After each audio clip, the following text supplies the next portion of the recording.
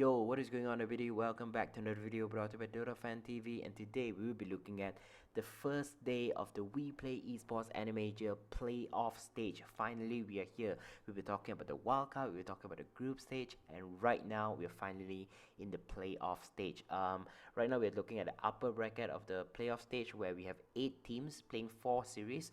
Out of these 8 teams, 6 of them are actually champions of their respective league as well. So we have 6 champions from each region, and the other 2 teams are actually the 2 teams that feature top 2 in the group stage.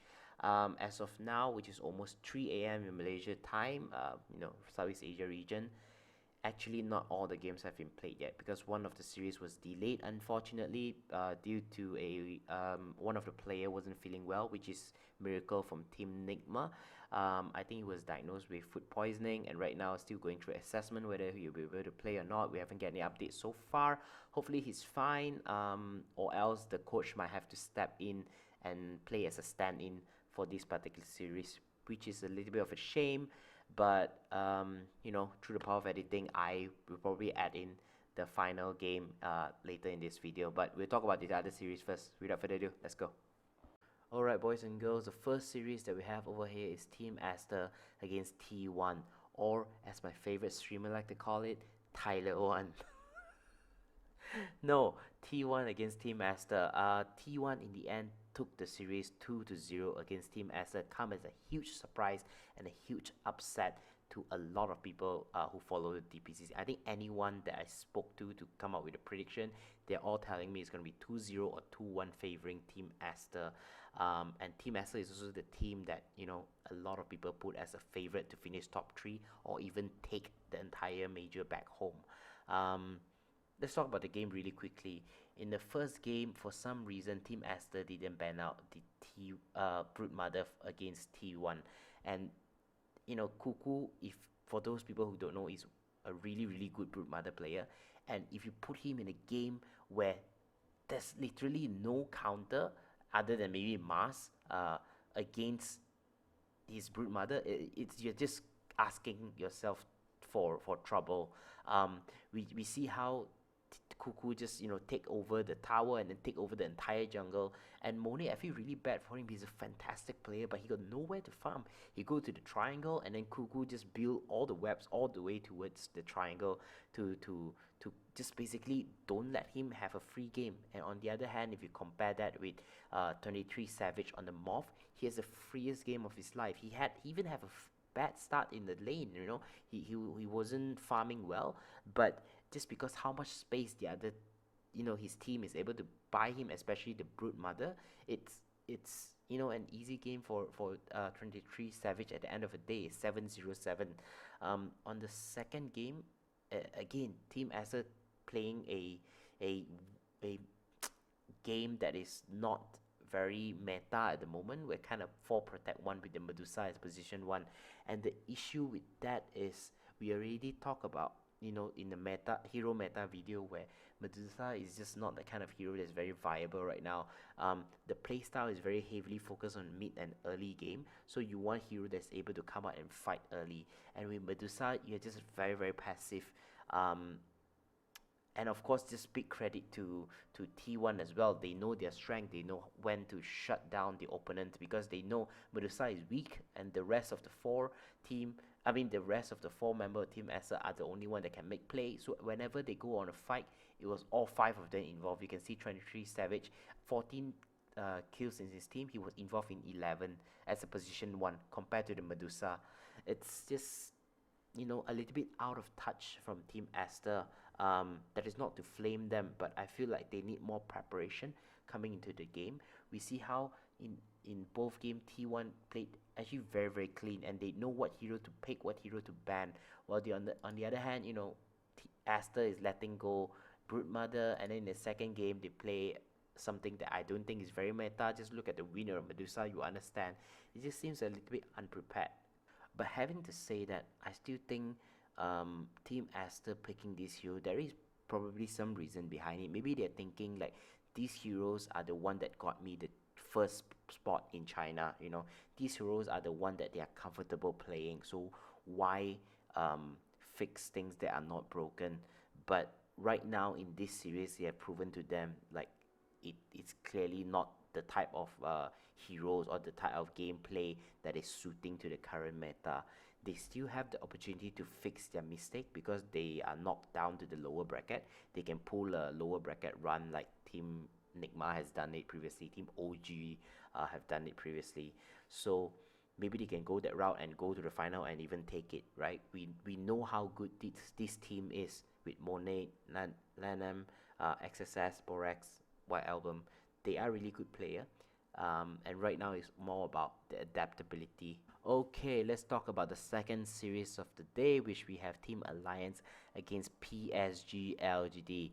Without a doubt, this is the most anticipated game of the day.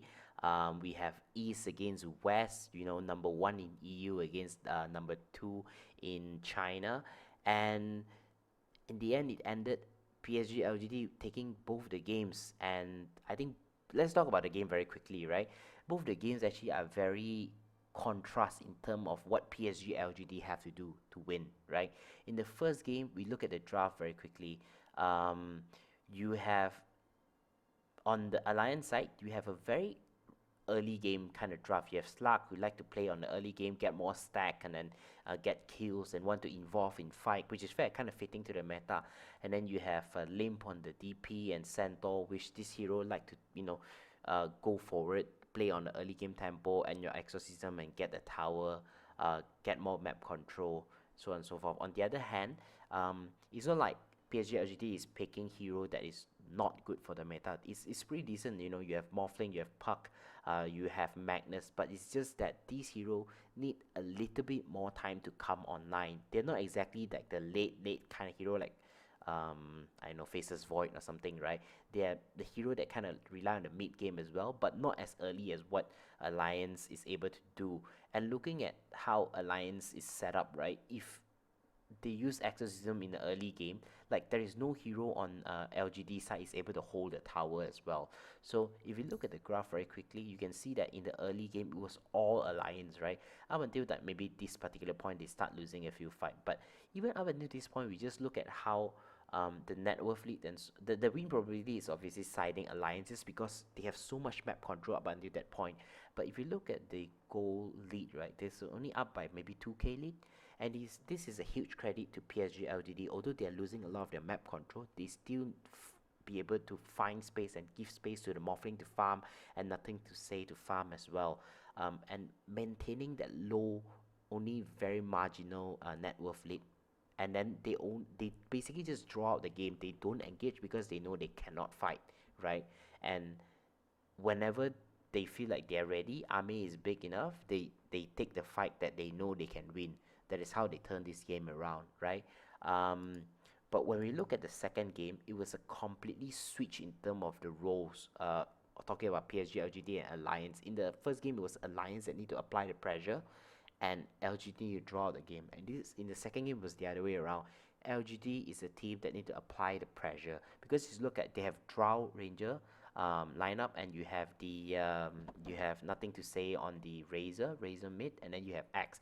This hero doesn't really scale particularly well in the late game, right? And also you have Undying, and Mirana on the support also doesn't scale very well in the late game. And on the other hand, you have Kunkka, you have Limp on the Tiny, and you have Nico Baby on the Faces. Well, this hero on the other hand, they strive in the late game. Faces War is probably one of the best late game hero in the entire game.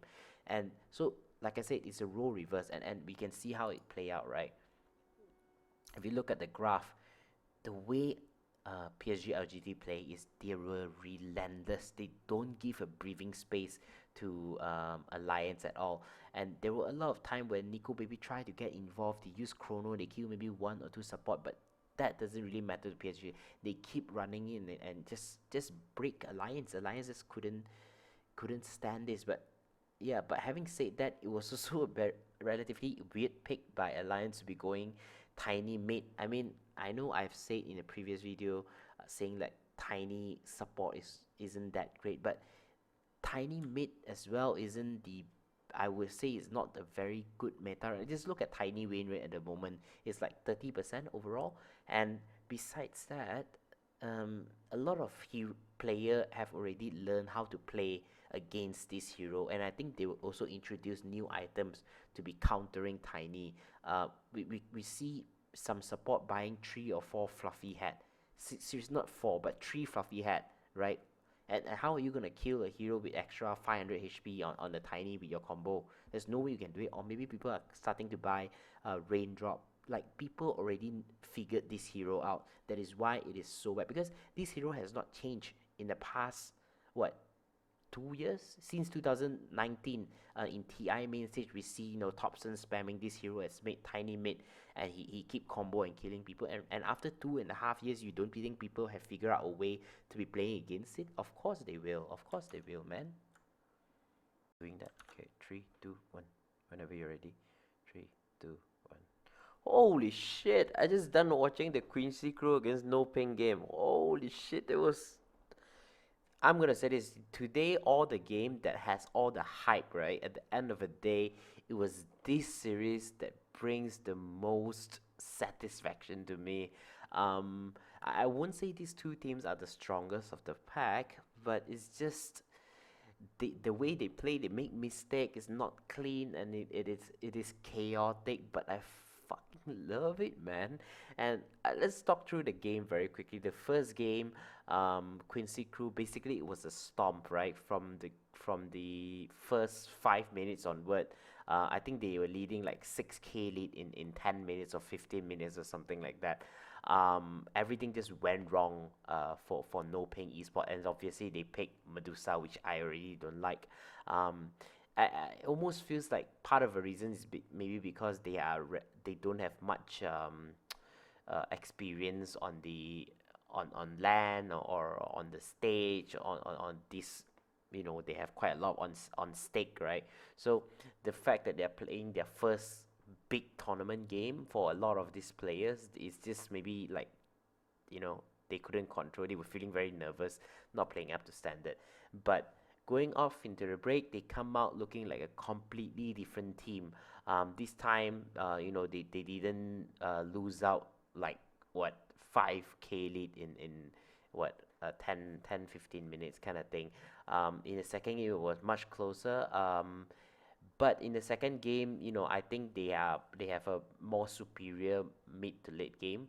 And then on Quincy crew, they are more superior on the early game, but they couldn't really apply a lot of pressure from the Viper and the Ursa and the Void Spirit. So at the end of the day, when the games go slightly late, like 30 minutes onwards, it was all on No Ping. I also like how they play around team fight, who they prioritize, and how brave some of these players are playing. So for the third game, it was a completely different dynamic. I think it's the closest among the 3 games, and it was one of the most exciting game for me to watch personally, in this particular tournament, because it was just so much back and forth. A little bit partly because both teams are very, I would say that Dota is not the cleanest. They make mistake here and there, give the opportunity for opponent to come back. So at the beginning, let's talk about it. At the beginning, Quincy crew was leading. They was owning. I think almost all 3 lanes they were leading, and No Ping Esports off lane especially is struggling like mad. 4.5 minutes in, Tidehunter has 1 CS. He's sitting bottom of the entire, not only his team but the entire 10-player list of net worth. He's the last because he have 1 CS. And then moving on, instead Quincy crew didn't go for the throat and kill No Pain like what they did in the first game. They were just very comfortable sitting back because they think that it's fine, we have Terrorblade, we have better late game, we don't need to apply so much pressure. But if you look at No Pain Esport draft, right, they have Lashrak and Luna, which are really good hero to come back if they didn't do well in the lane, right? Moving on into the mid game, right, since they didn't go for the throat, we see that No Ping Esports start to have don't have a lot of deficit in terms of net worth. And then in one Roche fight, I think Quincy Crew overcommitted too many resources in the fight before Roche. They don't have the Dragon Knight ulti, they don't have TB's meta. Then at the end of the day, they just give the Aegis to No Ping Esports, which buy them another 5 minutes to farm because obviously Quincy don't want to fight into an Aegis, right? This back and forth, and then eventually at the end, Quincy Crew went for the high ground. They almost get the throne, but then they feed like 3-4 hero, got no buyback. No Ping go for the throne on the other side, left like half HP, couldn't finish it, have to fall back, but they lost 2 hero who doesn't have buyback, and then which gives the chance for Quincy Crew to close out the game. At the end of the day, my final remark for these two teams is that Quincy Crew, even they themselves at the end of the game came out in the interview and say like, it wasn't their cleanest game. They weren't really happy at the end of the day. It was more towards just relief. They were rather like quote unquote disappointed with their performance, although the results still went their way. We know what Quincy Crew can do. They beat EG in their own league, and that just tells you what kind of level they can play, which they need to improve, because if they don't, in the next game in the upper bracket, I don't think they will beat their next opponent, which is T1 if I'm not mistaken. On the other hand, No Ping Esports, they kind of show us a glimpse of what they can do as well. I think in the first game was just more towards them being nervous, and in the last game as well, like I said, they went for the throne, right, and it left half HP. It kind of made me question, because they went for the Rex first before before hitting the throne, and it made me question, if they didn't went for the Rex, would it be even closer? Can they commit everything and get the throne? Did they not think about it, or was it just the nerve and lack of experience was at play? I would like to think it was the latter, so let's hope they can fix those things up, like just calm themselves down. Someone in the team have to be a bit of a leader and say, guys, chill, we got this, and tell each of the member what to do. And of course, last but not least, we have this one series that was delayed. I think in the beginning of the video, if I mentioned, Miracle was diagnosed with food poisoning, but after a while it was announced that he's fit to play, so we're really happy to see him back, because I think he's an integral part of Nigma doing so well in this competition. In the end of the day, Nigma took the series 2-0 in a fairly convincing manner. That is not belittling Virtus Pro. I think if you look at all the teams that got that got knocked out to the lower bracket today, all 4 teams, right? Virtus Pro is probably the one team that I feel is the most unlucky among the 4, because I felt like they are probably the strongest among the or performed the best among the team that got knocked down. But it's just that Nigma at this current moment is unfucking playable. This team is unplayable. Seriously, they have everything. They have a strong mid lane, which is on Miracle. This guy at this particular meta, mid lane is everything. It controls the tempo of a game. The mid to the around mid game 20 minutes mark is the most important moment of the game, and the mid lane have to be active and make a lot of play. And I think Miracle right now is on fire in terms of his gameplay. Besides that, if you, any other aspect of the game, you talk about having a stable carry, I think ILTW is fairly stable. He has proven with all the games that he have played in wildcard and in also the group stage, and right now in the knockout stage. And then you talk about mind control on the off lane. He shines so well. It's probably one of the best off lane in the tournament as well. And you talk about drafting wise, they're picking the right hero. You look at all their draft, it all makes sense. And then you talk about just taking good fight, making sure they have good vision, playing around their objective. Everything about Nigma is really perfect at the moment. Let's talk about the two of the games that we look into today very quickly. The first one is where we have I'm not sure why teams would give Invoker to Team Nigma again. The moment the first 2 ban is not Invoker, Team Nigma just shut off brain, immediately pick Invoker. And in this particular game with the Axe combo with Invoker, they rely on the catalysm after he has the Aghanim to, just disappear, make any hero disappear. The thing about Miracle's Invoker is he know how to balance between playing active and also farming. He would go for his item is always go for a vessel, so he can be active, and then he will go for Midas so that he can catch up on his farm.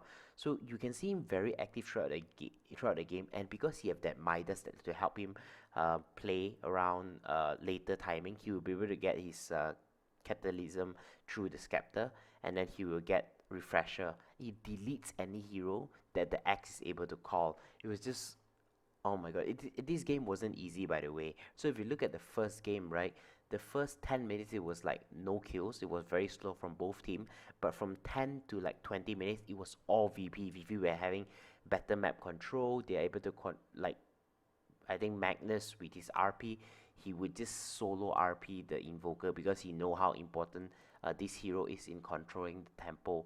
But having to say that, Team Nigma as a team, they played really well. They know when to take the right fight. They are able to dodge all the attempt that VP trying to make Nigma fight them. But Nigma, no, this is not the right moment yet. I have to wait. I have to grow to a bigger. I have to wait my Catalysm. I have to have the Scepter. And I have to and Axe as well, having so many clutch call, saving the team, and Rubik as well, position 4 GH on the Rubik, getting the RP I think on 2 different occasions, which turned the fight around for his team. It was just I couldn't find any flaw in Team Nigma's game. And looking at how it is right now, the next series they will be playing against LGD, and that will be the, oh my god, I can't even describe how crazy. I know they have met in the group stage, but the stake at that moment is not that high, and I think it ended 1-1. Man, in the second game, we have basically, I think basically VP got outdraft in the second game.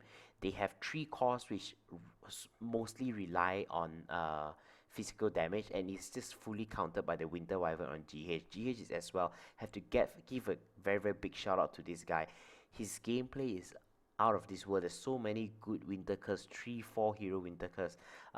There's also a lot of clutch Cold Embrace as well. He know his team doesn't need him for more damage, so he actually maxed out the Cold Embrace by level 10 or something like that. Usually you don't see Winter Wyvern playing that. Winter Wyvern would max out his Q, the one that give you longer attack range, right? And he maxed that out. He took the right talent, he buy the right item, be able to save so many of his teammates so many times. Or even if he doesn't save, he buy enough time for VP to overcommit and just lose the game.